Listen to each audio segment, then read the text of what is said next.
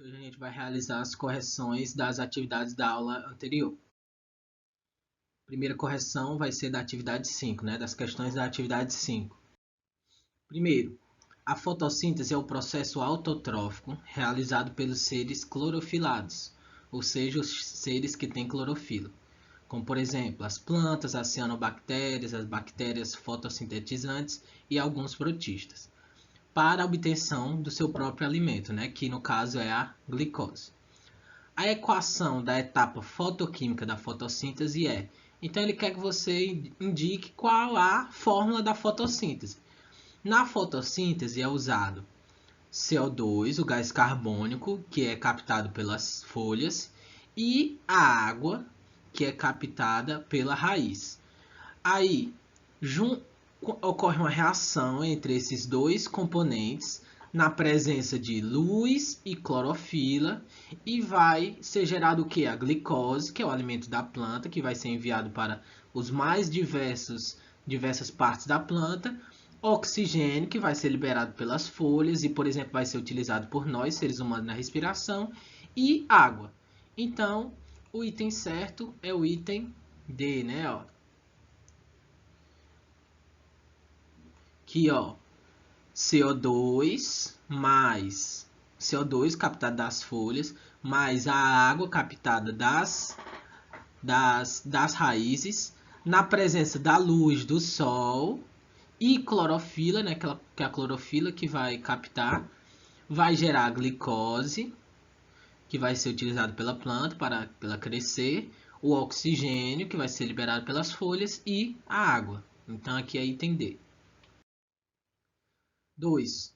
O gás que é liberado pelos seres vivos através da fotossíntese e que é utilizado na respiração celular por muitos seres vivos chama-se, a gente acabou de falar, né? É o gás oxigênio.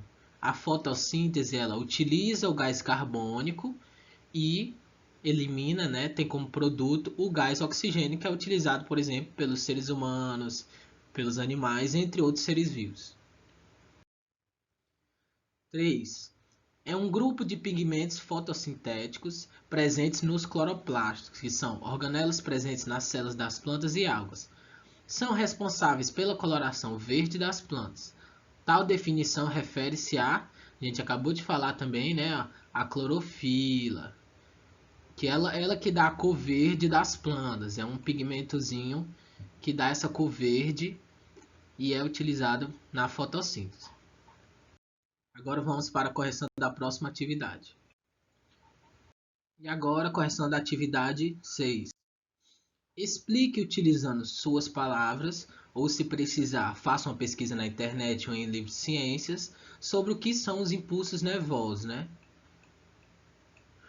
Os impulsos nervosos, eles nada mais são do que a forma que o sistema nervoso tem de se comunicar tanto com ele mesmo quanto com as demais partes do corpo.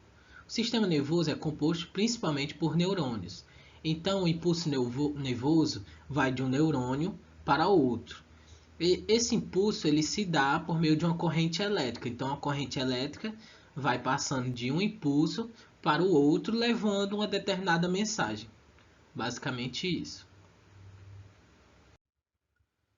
2. Faça uma brincadeira com seus pais vendando seus olhos e colocando alguns objetos para eles descobrirem o que são. Os objetos precisam ser de diferentes texturas, alguns podem emitir sons e outros podem liberar cheiro. Depois de fazer a brincadeira, veja se foi possível eles descobrirem sem ver, né? Com certeza alguma pontuação eles farão. Então, escreva por que você acha que é possível descobrir um objeto mesmo sem ele estar vendado. Pronto, isso se dá por meio do nosso sistema nervoso. Por quê?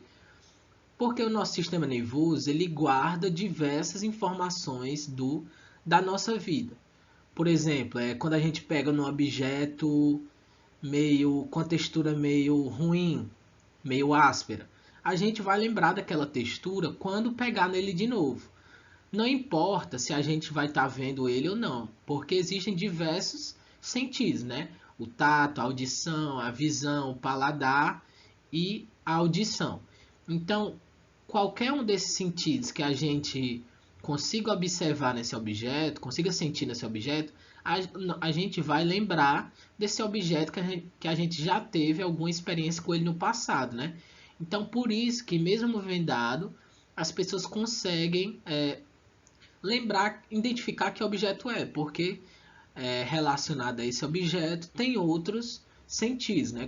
Como eu acabei de falar, pode ter um gosto, pode ter um som, pode ter uma pegada diferente. Então, tudo isso o nosso sistema nervoso vai interpretar e vai fazer com que a gente se lembre. 3. Observe a imagem. Ela é comum em sua casa também? É a imagem de uma ceia em família, né? Um almoço em família. Com certeza, pois ela descreve o momento da refeição em família. Pense sobre isso e explique a relação entre a percepção de sensações como aroma dos alimentos, som de talheres ou som da voz do pai avisando que o almoço está pronto, e as ações enviadas pelo sistema nervoso. É basicamente a mesma coisa que aconteceu na questão anterior. É a questão da relação entre o sistema nervoso e os nossos sistemas sensoriais, né? Audição, visão, tato, paladar e tato, paladar, audição, visão e gustação, né? Então a gente vai todas as ações que ocorrem num almoço em família, por exemplo, quando a gente vê um alimento, quando a gente prova o alimento, quando a gente escuta o som de alguma coisa, quando a gente sente alguma coisa com a mão, tudo isso vai ser enviado para o sistema nervoso, né? O sistema nervoso vai interpretar e vai vamos dizer assim, trazer à tona outras situações onde ele sentiu aquele gosto, onde ele sentiu aquele toque, onde ele ouviu aquela frase. Então, o sistema nervoso ele é como se fosse a caixinha das nossas lembranças. E o sistema sensorial ele serve para, vamos dizer assim, acessar essa caixinha e fazer com que a gente se lembre onde isso aconteceu anteriormente. E é isso, muito obrigado pela atenção e até a próxima.